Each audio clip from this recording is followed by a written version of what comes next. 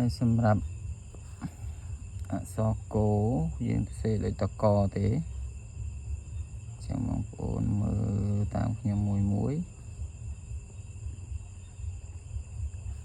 ដូចតែយើងរៀនសរសេរអក្សរកម្ដងទៀត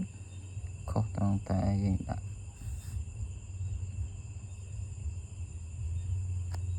ចាំបងប្អូនអាចមើលមួយម្ដងទៀត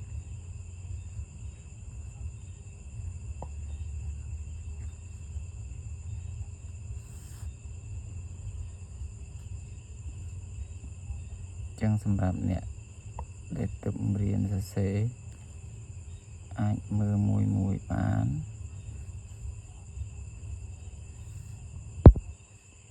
ចឹងយើងលុតដំសរសេរដដែលដើម្បីចាំដៃ